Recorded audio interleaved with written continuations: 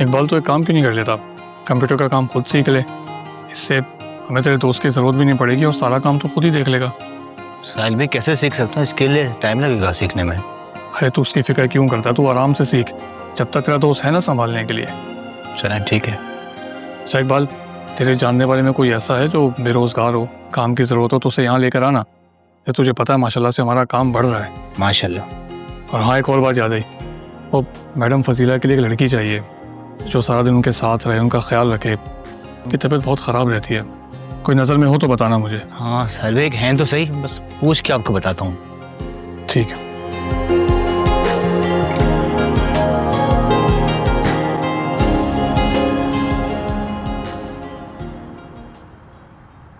अरे अरे शकील भाई, बड़े दुख की बात, आपसे दावत क्या कह दी, आप तो गायब ही हो गए।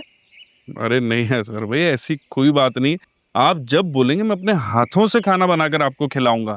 बस 1-2 दिन में बता दें, वरना मेहमानों की तादाद बढ़ती जाएगी, फिर ना कहिएगा कि यार ये जुल्म है। अरे नहीं नहीं नहीं, ये बिल्कुल ऐसी बात नहीं है। अब मैं शाम तक बताऊं आपको? हाँ आज? हाँ हाँ बता दें। चले मैं चलता हूँ, अल्लाह हाफिज।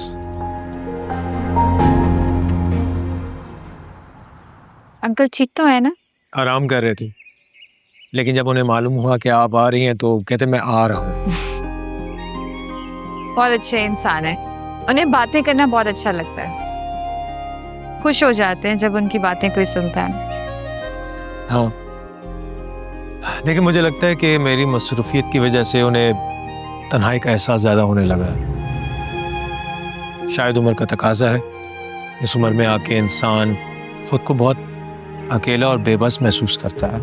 लेकिन हमें उन्हें वक्त देकर उन्हें उनकी अहमियत का एहसास दिलाना बहुत ज़रूरी होता है, ताकि उन्हें लगे ना कि वो अकेले हैं। लेकिन मैं पूरी कोशिश करता हूँ कि अपना फारिग वक्त ज़्यादा से ज़्यादा घर में दे सकूँ, बाबा के साथ रह सकूँ। घर में कमरों में बंद हो जाने का मतलब ये नहीं है कि हम एक दूसरे को वक्त दे रहे हैं। हमें एक दूसरे के साथ बैठना पड़ता है, बातें करनी पड़ती हैं, एक दूसरे को समझना पड़ता है।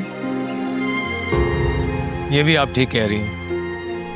जॉब के बाद वापस आकर मैं अपने कमरे में और बाबा अपने कमरे में।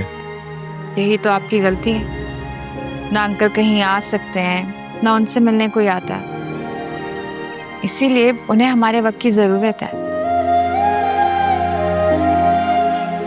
मैं भी उनसे मिलने सिर्फ इसलिए आती हूँ ताकि उनके साथ वक्त गुजार सकूँ, उनकी खिदमत कर सकूँ। मेरे बाबा तो नहीं है और ना ही मुझे ये मौका मिल सका, इसीलिए मेरी कोशिश है कि मैं जितना वक्त भी अंकल के साथ गुजार सकूं।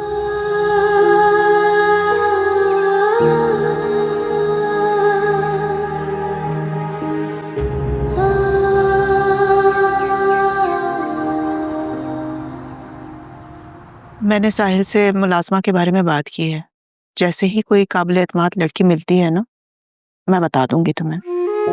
अरे हादिया खामखा जिद कर रही है, मुझे ऐसी कोई ज़रूरत नहीं है और अब तो ज़िंदगी ऐसे ही चलेगी। अरे कैसी बातें कर रही हो, अल्लाह ताला लंबी जिंदगी दे तुम्हें। अस्मा, ये दुआ मुझे अंदर तक चीर देती है।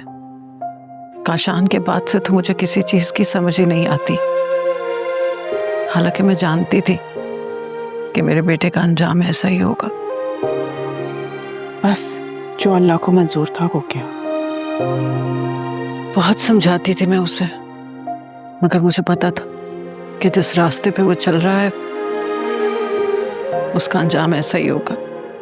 और हादिया ने तो सिर्फ अपना फर्ज पूरा किया और मुझे भी जिंदगी में अब तन्हा रहने की आदत हो गई। अरे ये भी मैं कैसी बातें लेके बैठ गई, और तुम ना जरूरत से ज्यादा सोचती हो। अच्छा ये बताओ, हादिया से मिलने कब जा रही हो?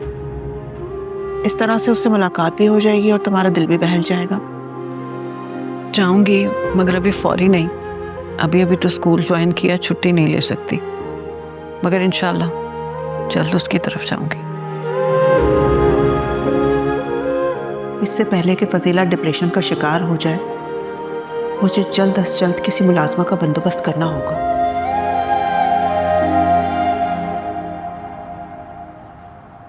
आज आने में देर कर दी बेटा?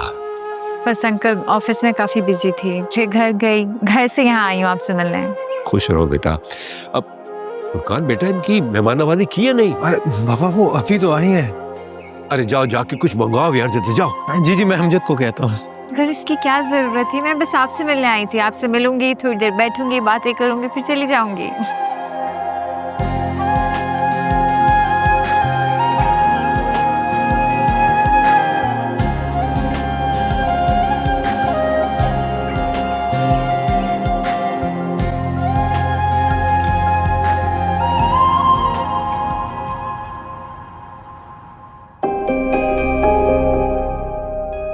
हादिया ठीक कह रही है।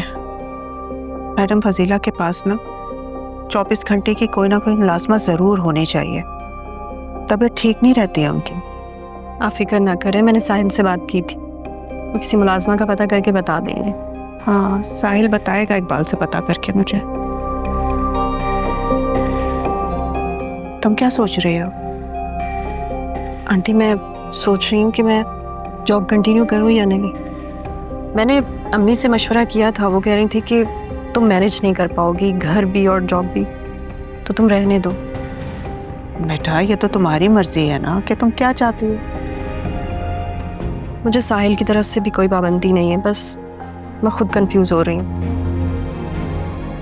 फिर एक काम करो, एक दफ़ा फिर से साहिल से मशवरा कर लो। लेकिन मेरी तरफ से कोई पाबंदी नहीं है तुम्हें जॉब की। जो तुम्हें बेहतर लगे वो कर।